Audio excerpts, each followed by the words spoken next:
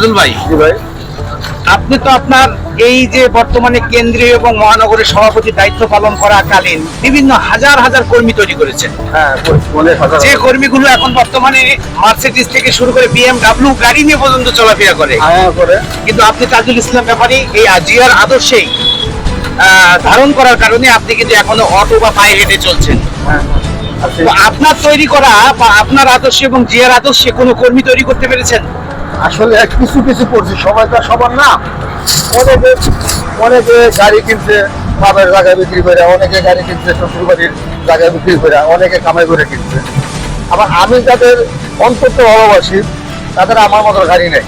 আমি যেরকম এই 17 বছর আন্দোলনের সংগ্রামে যেভাবে করছি রাজপথে, ওরাও আমার সাথে করছে। আবার আমি শহীদ রাষ্ট্রপতি যে ওরা মানে আদর্শ এখন খালেদা জিয়ার আদর্শ নিয়ে রাজনীতি করি, তারাও করছে। এবং আমি গাজীপুর মেলা মহানগরে সর্বোচ্চ নেতা আমি বানাই।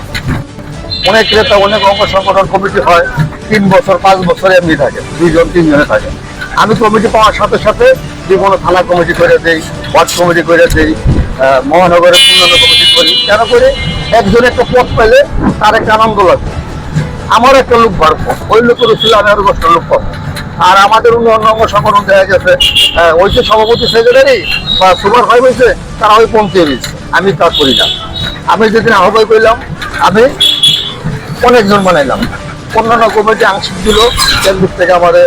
আমি তখন অন্যান্য কমিটি আংশিক সবাই অনেকে নিয়ে নিই। তারপরে বিভিন্ন থানা কমিটিগুলো আমি করছি। থানা কমিটির নির্দেশ দিচ্ছি ওয়ার্ড কমিটি করো। প্রয়োজন হলে আমি অনেক সময় ওয়ার্ডে নিজে যাই, তোমরা এই ওয়ার্ড কমিটি জামিলে আমিও যাবো। আমি জানি ব্যাপারটা যে আপনি আসলে কথা হলো কেন্দ্রীয় এবং মহানগরের দায়িত্ব পালন করার সময় আপনি নিজ হাতে আপনি ওয়ার্ডে তদারকি করেন এবং যার কোনো একটু দোষ পাওয়া যায় আমি সঙ্গে সঙ্গে তার উপর ব্যবস্থা গ্রহণ করি। আপনার এই চাকরি দল গাজীপুর মহানগরে আপনি সভাপতির দায়িত্ব পাওয়ার পর যাদের বিরুদ্ধে আপনার অভিযোগ তুলেছে সেটা সত্যতা যাচাই করে কিন্তু আমি কারো যাতে করে আপনাকে বিভিন্ন প্রকার হুমকি বা বিভিন্ন প্রকার সমস্যার সম্মুখীন হতে হয়েছে, কিন্তু আপনি আদর্শের কাছে কখনো মাথা নত করেন না। এটা করি না, ইনশাল্লাহ করবো না। এই দেশের জন্য, এলাকার মানুষের জন্য, কর্মীদের জন্য আপনার জীবন থেকে কি শিক্ষা তাদের মাঝে কি মেসেজ পাঠাবেন? আসলে আমার শিক্ষা, আমি যেটা শিখছি ভালোবাসতে হবে। আমি যদি দলকে ভালোবাসি, দল যদি ক্ষমতা আসে, যেমন আগে কনস্টেবল দেখলে আমরা দৌড় মারতাম, এখন অনেক সময় ওসিতে ফোন দিই, ভাই একটু আসবো, ভাই আসেন চা খেয়ে যান। আগে তো কনস্টেবল দেখলে দৌড় মারতাম। দল ক্ষমতা আসে দিয়ে কিন্তু ওসি সাহেব দেওয়া দেয়, তাই না? আর যদি দল ক্ষমতা না থাকতো, কনস্টেবল দেখলে দাঁড়ান দেখলে দৌড় মারতাম। একদিন ওই যে নাইট গেট 4-5 জন যাইতেছে, আমার লগে আমার এক কর্মী মুকুল ধরে দিচ্ছেন, মুকুল আকিগুল্লাহ, আমরা যাইতেছি নাইট গেট দেখে দিচ্ছে দৌড়। ওরা আমি কি দৌড় দিলি তো পুলিশ হইতেছে। আমি আরে পুলিশটা দেখি নাইট গার্ড। আসলে এখন ওই তো শান্তিতে আছি না, ওই তো অনেক শান্তিতে আছি। অতি সাহেবের রুমে যায় চেয়ারে বইতেছি, বিস্কিট দিতেছে, চা দিতেছে, এটা ইজ্জত না? কোন রাজনীতি চলার পথটাই শুরু হয়েছিল রাজপথ থেকে, রাজপথই বানিয়েছে আজকে তাজুল ইসলাম ব্যাপারী। আপনার যে 17 বছর বিভিন্ন সময় যে আপনার বিপদ আপদ বিভিন্ন প্রকার চাপ, এই সময় কি আপনি কখনো বা কোনোভাবে প্রস্তাব আসছিল আপনি দল ত্যাগ করে আওয়ামী লীগে আসেন বা অন্য কোনো দলে আসেন, এরকম কেউ কি প্রস্তাব দিয়েছিল আপনাকে? অনেকে প্রস্তাব দিয়েছিল, ঘর জায়গাইছে। রাজপথকে কি এখনো মিস করেন না? অনেক সময় এই রাজপথে ঘুমাইছি, রাজপথের তৈরি তাজুল ইসলাম ব্যাপারী, রাজপথের তৈরি বিএনপি যারা লড়াকু সৈনিক, যারা বিভিন্ন কেন্দ্র থেকে শুরু করে দেশ নেতৃত্ব দিচ্ছে, সবার উৎপত্তি কিন্তু রাজপথ থেকে। রাজপথে জন্ম হয়েছিল দেশের খ্যাতিমানা অনেক মহাপুরুষের, রাজপথ থেকে জন্ম, এবং এই দেশের যারা নেতৃত্ব দিয়েছে সকল রাজনীতিবিদদের। রাজপথ কখনো ভোলার নয়। রাজপথেই 24শে আন্দোলন সংগঠিত হয়েছিল, ছাত্রদের কাছে দাবি আদায়ে পরাজিত স্বীকার করেছিল আওয়ামী ফ্যাসিস্টরা। রাজপথ অনেক কিছু এনে দেয়, রাজপথ জীবন পরিবর্তন করে, রাজপথ রাষ্ট্র কাঠামো পরিবর্তন করে, রাজপথ আমাদের চেতনাকে পরিবর্তন করে। এই চেতনা নিয়েই পরিবর্তনের গল্প লিখব, তবে আরেকটু পর। দলের যখন প্রয়োজন ছিল, যাদেরকে পাননি, আওয়ামী লীগের বা অন্যান্য দলের সমর্থন নিয়েছে বা অন্য দলের কাছে গা ভেসিয়ে দিয়েছে স্রোতের সঙ্গে, আজকে তারা বিএনপির বড় বড় অনুষ্ঠান, সেমিনার আপনারা হচ্ছেন অবহেলিত। আপনি এদেরকে লাস্ট এবং শেষ মেসেজ কি দিবেন? তাদের মেসেজ হলো, তারা হলো ময়লা, দলের কলঙ্ক। তারা 17 বছর আমলিকের সাথে লেয়াজি করে চলছে, ব্যবসা বাণিজ্য করছে, আত্মীয় স্বজন করছে, বিয়ার উদ্দিন বানাইছে, ভাই বানাইছে, মামু বানাইছে, বন্ধু বানাইছে। এখন যারা রয়েছে এরা দলের আবর্জনা ময়লা, এই ডাস্টবিনের ময়লা, আর তারা সমান। আমরা যারা দেখি করবি, আমরাই স্বর্ণ, আমরাই রূপা, আমরাই দলের অরিজিনাল নেতা। এক কথাই হলো এরা যেখানে যাবে ময়লা ছড়াবে, ময়লা কিন্তু সুবাস ছড়াবে না, দুর্গন্ধই ছড়াবে। তো এখনো আশা করেন, স্বপ্ন দেখেন আমাদের যে কোনো মূল্যায়ন একদিন আপনাদের যারা অবহেলিত আছেন তাদের মূল্যায়িত আমাদের হবে। প্রধানমন্ত্রী শুধু তাজুল ইসলাম ব্যাপারী নয়, হাজারো মানুষের প্রশ্ন। আমার বাবা কৃষক দলের সভাপতি, উনিও শেষ নিঃশ্বাস পর্যন্ত অবহেলিত থেকেই জীবন শেষ করেছে।